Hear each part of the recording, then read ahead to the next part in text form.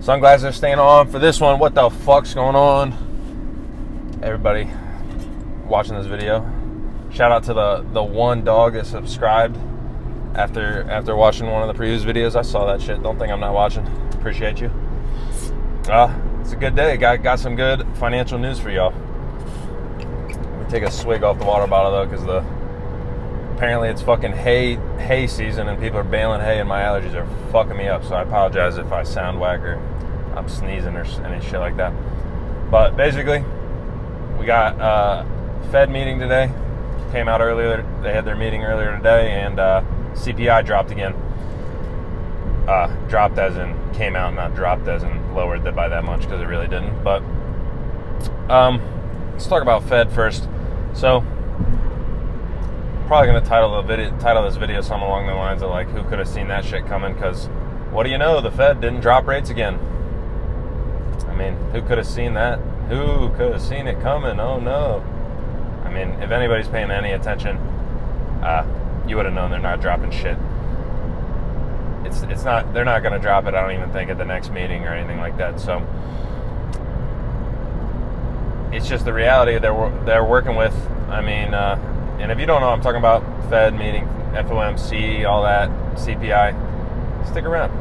Sub to the channel. I'll describe it. I'll explain it. I'll explain it in this video, give you a little quick breakdown. But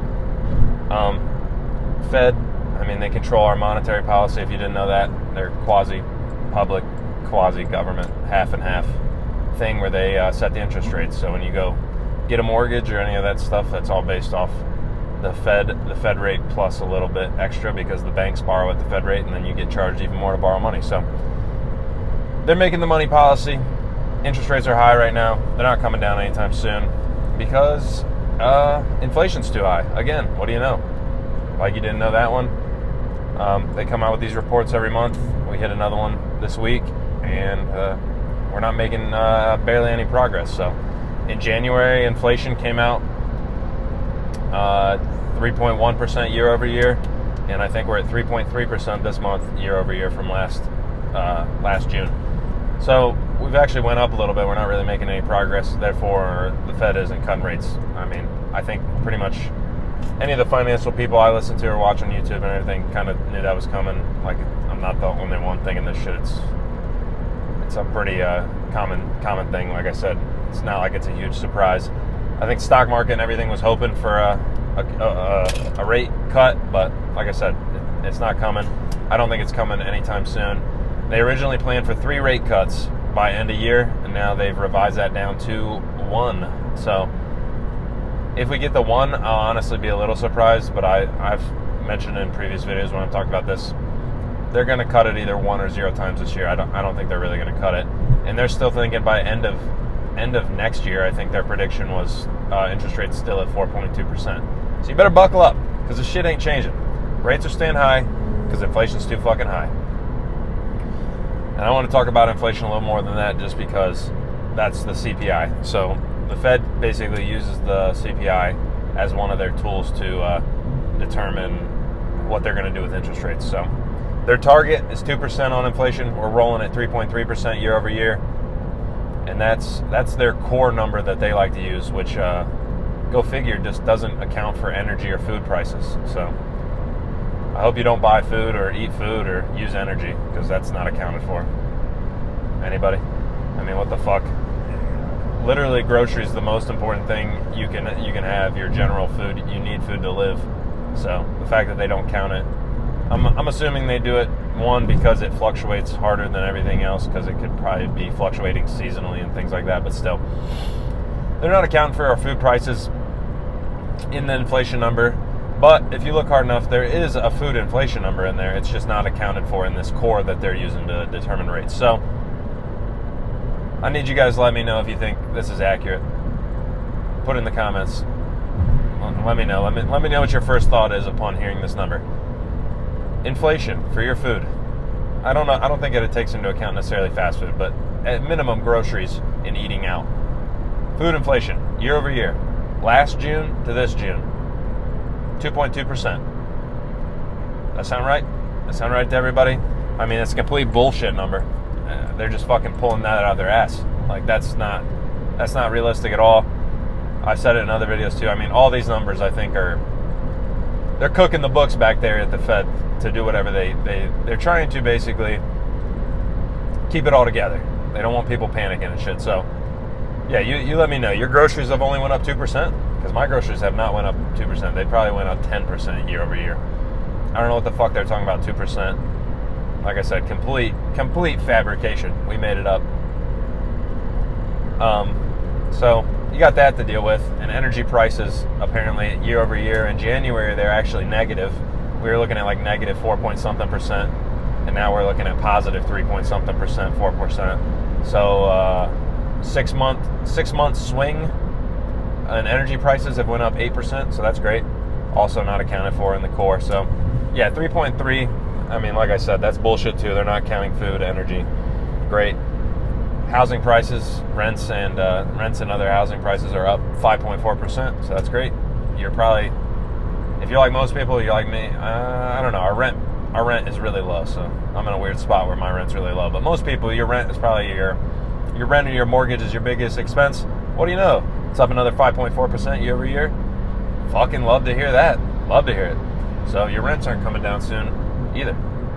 Everything's going up. Inflation's still too high. They ain't cutting them rates, baby. And like I said, if you're paying any attention, you would have seen it coming. Come back, sub to the channel, watch the videos. You'll know it's coming next time. Because like I said, this shit isn't that hard.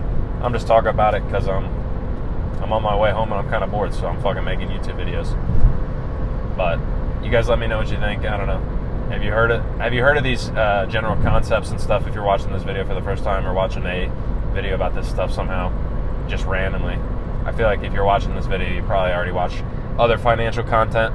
So I'm trying to keep it simple, easy for somebody to understand and consume pretty fast, just so you get the general idea. Like I said, inflation isn't coming down. Them rates ain't coming down. The only way the rates are coming down is the economy fucks up in some way, which I think is more likely than us getting inflation under control anytime really soon. They will get it under control eventually. I do believe that. They can manipulate it in any way they need to get it down. But it's not like next month it's going to drop to 2%. It's just not going to happen. We're holding steady at 3%. I'd say probably at least till end of year somewhere. We're going to be holding right around 3%, which is well above their 2% target they have. So you better get used to it. And that's part of the whole reason I made this channel was like, I mean, these are all external factors. You can't control this shit. You can't control the Fed rates, how much a mortgage costs interest-wise, or how much your interest rates on all your cars and shit are, or your credit cards or any of that stuff. All you can do is handle your money, handle as best you can, and fucking get ahead that way. And but it doesn't hurt to stay informed about this kind of stuff, just so you know what's going on generally.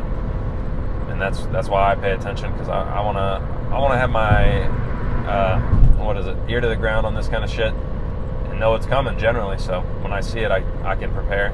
Like I said, I'm already preparing. I hope you're preparing, because like I said, the only way that interest rate's coming down is if the economy breaks in some way. So, and it will eventually. I don't know when. Nobody knows when. Don't let them tell you they know when it's coming. If somebody's telling you they're bullshitting, just know it will happen eventually. I'm not trying to like fear monger it either, but like I said, you be prepared. Hey, the downturn is a opportunity that's ripe for the picking. Time to get ahead, and that's what I'm trying to do. I hope you're doing the same. And like I said, all we can do is prepare.